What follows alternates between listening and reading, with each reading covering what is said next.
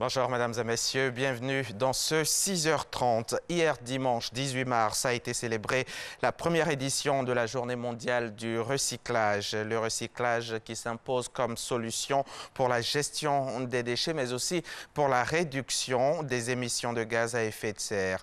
Ayant donc compris l'importance du recyclage, plusieurs jeunes Ivoiriens s'adonnent à cette activité à partir de déchets collectés composés entre autres de bouteilles et de sachets plastique. Il fabrique plusieurs articles, notamment des tableaux, des tenues et des tables. Notre reporter Grace Kando a fait une incursion dans leur milieu. Yopougon Sidessi, dans ce quartier, est installée une petite unité de fabrication de pavés fait à base de bouteilles en plastique et de sachets déjà utilisés. Les sachets que nous prélevons sont prélevés dans les rues. Et lorsque le stock est consistant, les particuliers nous envoient sur le site 400-500 par jour. Mais si nous avons eu une machine plus performante, je pense qu'on pourra faire le double et le triple. Bon, on a des commandes, mais on ne peut pas satisfaire la commande de la clientèle puisque la machine que nous avons ne sont pas trop performantes. Sinon le marché est porteur. Rien ne se perd en matière de déchets. C'est aussi le cas d'Ecosa Nature, établi dans un autre quartier de Yopougon. Ils collectent des pneus usagés pour fabriquer des poufs et des tables. Pour ce que je vais dire aux jeunes, c'est de rester courageux, ne pas rester assis là, dire il n'y a rien à faire. J'ai toujours dit, assois-toi, réfléchis, tu vas trouver ce que tu dois faire. Là où les jeunes là marchent chaque jour, il y a quelque chose sous leurs pieds là qui peut leur donner ce qu'ils s'en vont chercher comme profil à l'Occident. Ces petites et moyennes entreprises ne sont pas les seules à s'essayer au recyclage. L'INSAC, l'Institut national supérieur des arts et de l'action culturelle, forme également de jeunes étudiants à la reconversion d'objets utilisés. Talent, ingéniosité sont mis à contribution pour innover avec les déchets. Les filets qui sont déversés au bord des lagunes, moi je vais spécialement pour les récupérer, pour leur donner une seconde nature. Maintenant, ces filets-là représentent des ADN qu'on donne à soi. C'est-à-dire, une personne qui utilise une éponge intègre son ADN. Donc c'est l'ADN de tout ce monde-là que j'essaie de matérialiser. L'élément nouveau, c'est mettre un frein à la prolifération du textile dans nos ordures, en créant des textiles qu'on peut porter. Donner vie à ces textiles qui bougent par moments nos caniveaux, nos rues, qui salissent nos rues. Ces différentes initiatives sont encouragées par des membres du gouvernement venus visiter ces jeunes en plein travaux.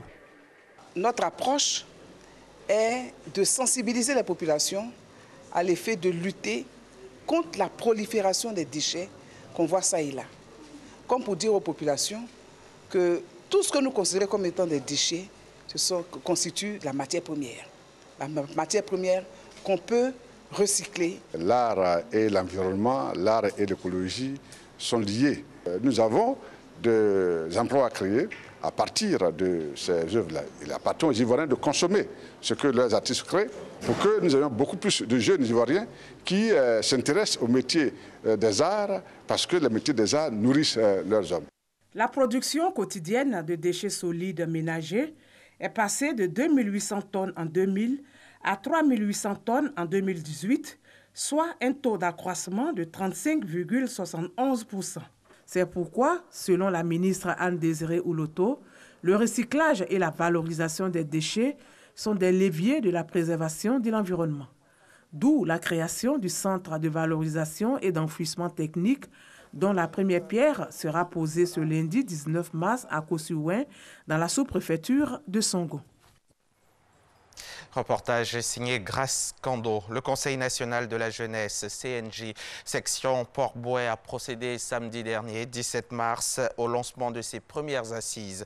Des assises pour permettre à la majorité des jeunes de saisir les difficultés d'accès à l'emploi et de pouvoir s'insérer dans le tissu professionnel et ainsi se prendre en charge. On en parle avec Ahmed Traoré et Serge Collier. L'emploi des jeunes est une question récurrente dans les politiques publiques. De nombreux jeunes sont au chômage. Le Conseil national de la jeunesse, section Port-Bouët, organise ses premières assises autour du thème « Autonomisation effective des jeunes à l'orée de 2020 ». Le défi que tente ainsi de relever le Conseil national de la jeunesse est de permettre à la grande majorité des jeunes de s'insérer dans le tissu professionnel et de se prendre en charge. Quand on parle de développement, la jeunesse ne peut en aucun cas être mise en marge parce qu'il ne peut pas avoir de développement sans une jeunesse dynamique, sans une jeunesse forte. Les assises vont s'étendre sur plusieurs jours. En atelier, la jeunesse va réfléchir sur les mots auxquels ils sont confrontés et tous ces données seront consignées dans un livre blanc que nous allons présenter aux autorités ainsi qu'aux responsables d'entreprises aujourd'hui qui nous accompagnent. Selon Daouda Sanogo, président du Conseil national de la jeunesse, section Port-Boué, des actions seront menées chaque année pour permettre aux jeunes de saisir les causes des difficultés d'accès à l'emploi. Ensuite, des propositions seront faites.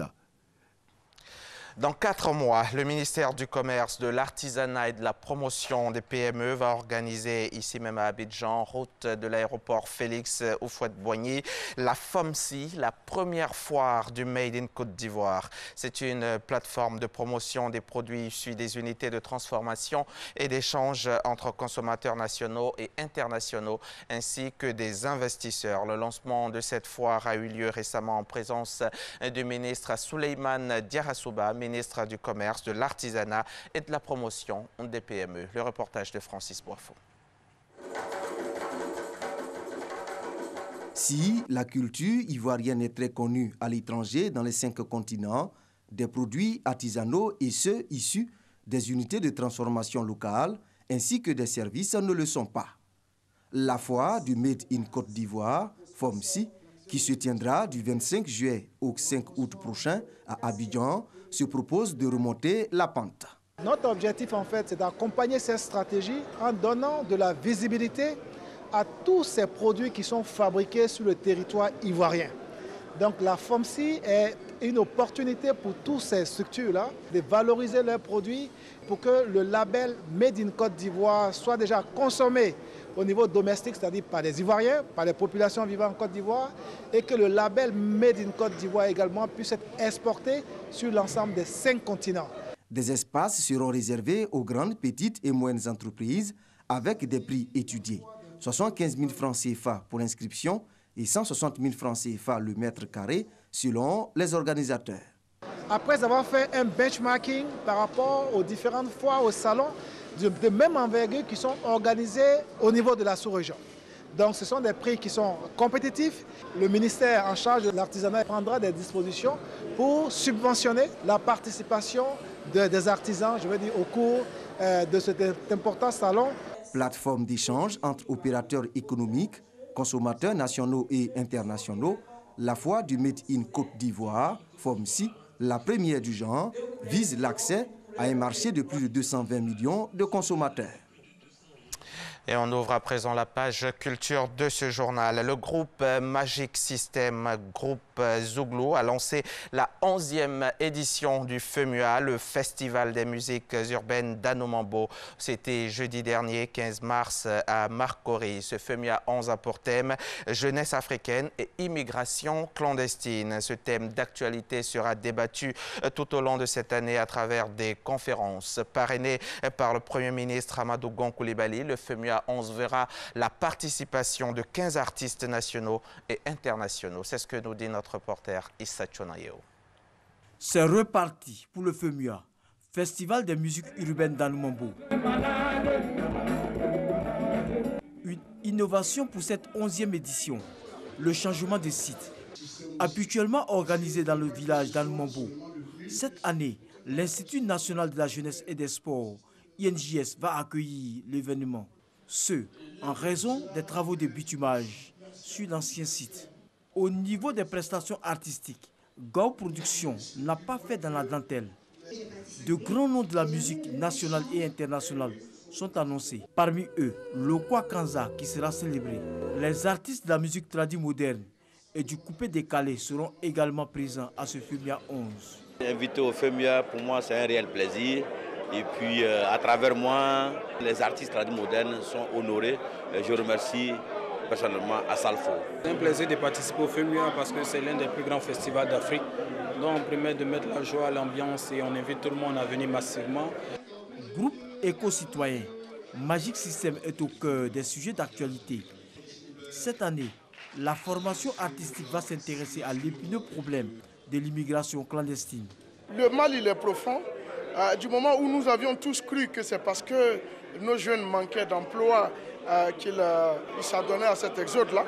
Mais là, on se rend compte que même ceux qui ont du boulot, souvent préfèrent abandonner leur boulot pour aller chercher l'aventure ailleurs. Ce qui veut dire que c'est un problème qui est plus profond que ce qu'on croit. C'est culturel et il faut trouver les mots justes pour essayer de dissuader tous ceux qui croient que le paradis se trouve ailleurs et pas ici. Le ministre de la Culture et de la Francophonie, Maurice Kwaku Bandama, a salué l'engagement du groupe Magic System dans la promotion de la musique à travers le FEMIA. Il a par la suite annoncé pour bientôt la création du prix Papa Wemba pour la musique. Au total, 15 artistes nationaux et internationaux prendront part à cette 11e édition du FEMIA. Et la 47e semaine culturelle et sportive de l'école militaire préparatoire technique de Bingerville a ouvert ses portes récemment. Lieu choisi pour abriter ses festivités, c'est la place d'armes de l'EMPT. La cérémonie d'ouverture de cette 47e semaine culturelle et sportive de l'EMPT s'est tenue donc en présence du général de corps d'armée, Touré Sekou. De la culture, marquée par des danses traditionnelles exécutées par les élèves de la diaspora que compte les MPT de Bingerville, mais également du sport, avec la démonstration de kata en wushu et kung-fu, exécutée par le club des amis de la Chine. La 47e semaine culturelle et sportive de l'EMPT de Bingerville ouvre ainsi ses portes en présence du général de corps d'armée, chef d'état-major Touré Sekou. Dans son discours, gravitant autour du thème « EMPT, revenons à nos vertus anciennes » et en sa qualité de président de cette 47e semaine culturelle et sportive, l'élève Bouakar Amoko en classe de terminale A a salué l'héritage légué par les anciens de l'école. Le thème de la 47e semaine culturelle qui s'intitule « Comment redonner à l'EMPT ses vertus anciennes » illustre bien cette volonté d'adopter des changements dans notre école tout en tenant compte de son passé, afin de sauvegarder les principes et les valeurs cultivées par nos prédécesseurs depuis la création de l'EMPT en 1939 aussi. Oui, vous êtes un modèle pour nous à travers votre savoir, votre savoir-faire et votre savoir-être. Ancien enfant de troupe de la 44e promotion, le parrain de cette célébration, Ouattara Ben Hassan, s'est réjoui de la rigueur et de l'excellence qui continuent de demeurer au sein de l'EMPT de Bingerville. Chers cadets et cadettes, cette école nous a appris certaines valeurs. La rigueur, la discipline, le don de soi, la ponctualité, le respect des aînés, en somme, l'excellence.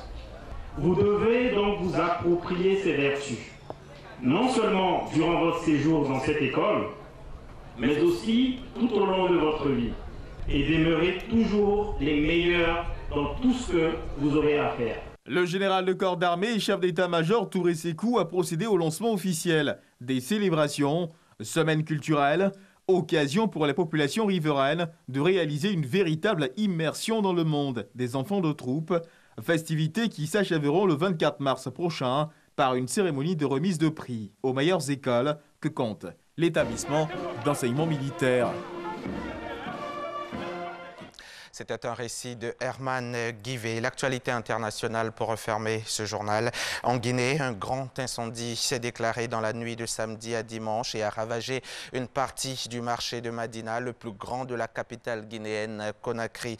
Au moins 300 commerces, étals et kiosques ont été détruits par les flammes. Le GOA, le groupe des hommes d'affaires organisés, organisation donc de promotion et de protection des droits des opérateurs économiques guinéens, déplore d'importants dégâts. Aux États-Unis, le procureur spécial et son équipe ont été la cible de violentes attaques de Donald Trump ce week-end. Le président américain a fait feu de tout bois sur Twitter contre Robert Mueller, dont l'avocat du président souhaite qu'il cesse ses investigations. L'ancien patron du FBI, viré par le président, a quant à lui promis des révélations imminentes. Merci de nous avoir suivis. Bonne suite des programmes sur la chaîne qui rassemble.